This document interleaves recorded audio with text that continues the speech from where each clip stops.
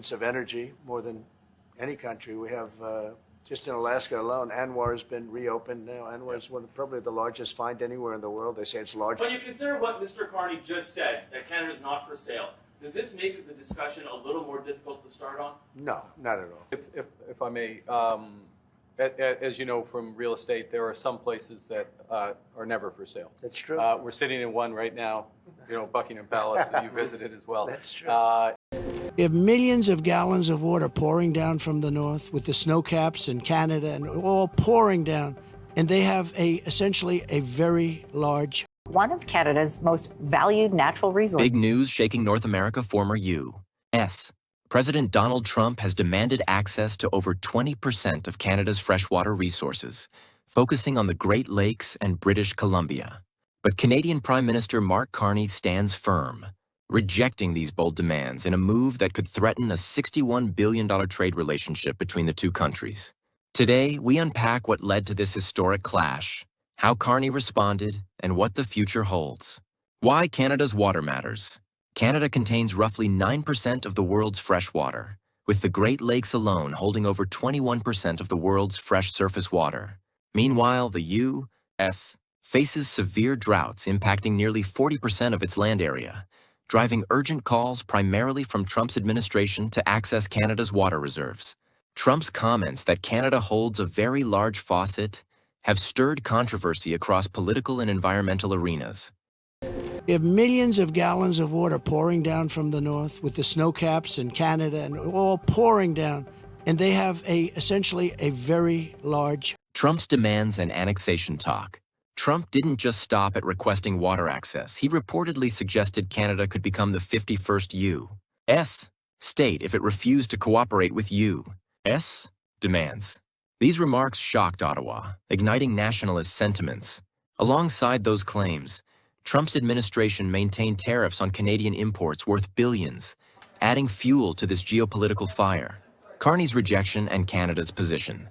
Prime Minister Mark Carney quickly put Canada's stance on record. If I may, as you know from real estate, there are some places that are never for sale. That's true. We're sitting in one right now, Buckingham Palace that you visited as well. That's true.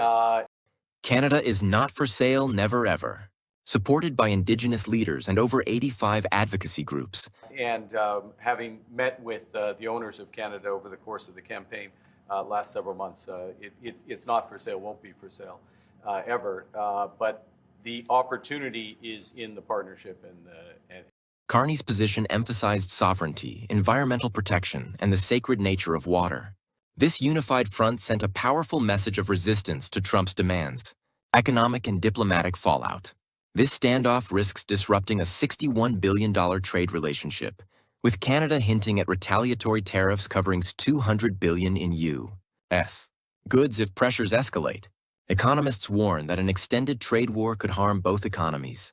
Ottawa's balancing act between firmness on water and maintaining alliance stability is being tested as negotiations continue. Public sentiment and Indigenous voices.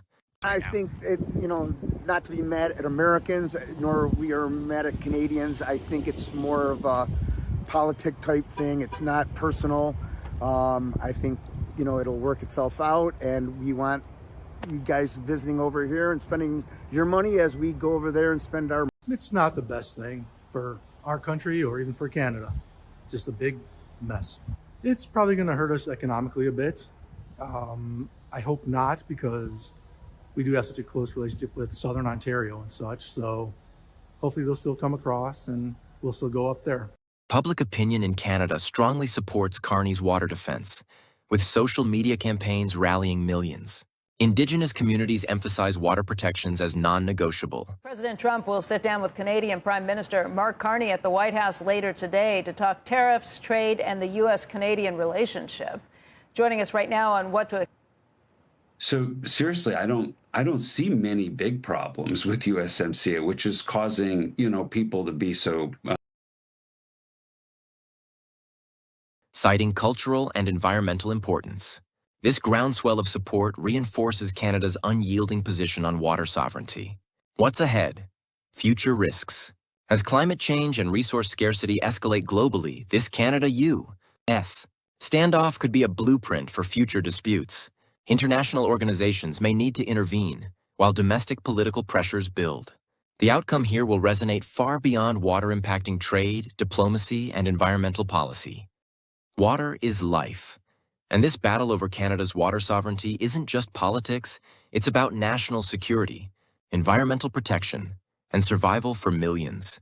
With Trump's continued demand for access to Canada's freshwater resources sparking fierce rejection by Carney, this standoff could reshape U.S. Canada trade relations impacting billions in economic value. Now we want to hear from you. Is Canada right to protect its water rights at all costs? Or should the U.S. gain access to ease the devastating drought crisis it faces? Drop your thoughts in the comments below. Don't forget to hit the like button, subscribe for more updates on this ongoing water crisis, and share to spread awareness of this crucial issue. Stay informed and stay engaged. Beyond trade and diplomatic tensions, this water dispute highlights a growing global trend: the geopolitics of freshwater. As climate change accelerates and global populations increase, freshwater scarcity is rapidly emerging as one of the most critical security challenges of the 21st century.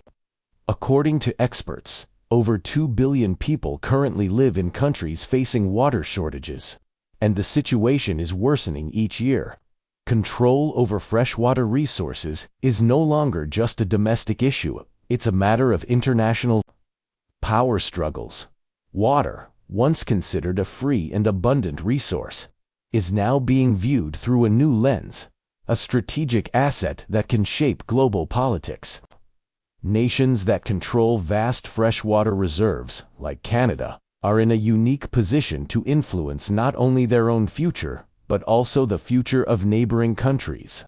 In regions where droughts, floods, and unpredictable weather patterns threaten the availability of clean water, access to water could quickly become a tool of geopolitical leverage. In the case of the US-Canada dispute, the clash is not just about trade, tariffs, or military alliances, it's about the very essence of survival. Experts warn that as freshwater resources dwindle globally, countries may be forced to rethink their relationships with shared water bodies. The Great Lakes, holding over 20% of the world's fresh surface water, are just one example of how essential freshwater reserves are becoming in the international arena. With growing tensions in the Middle East over water, and the scramble for access to rivers like the Nile, Ganges, and Jordan, water wars are no longer a thing of the past, they are a looming reality. This dispute between Canada and the US could serve as a precautionary tailored blueprint for future international conflicts over water. Access to clean water is no longer just an environmental issue. It is intricately tied to national security, economic stability, and global peace.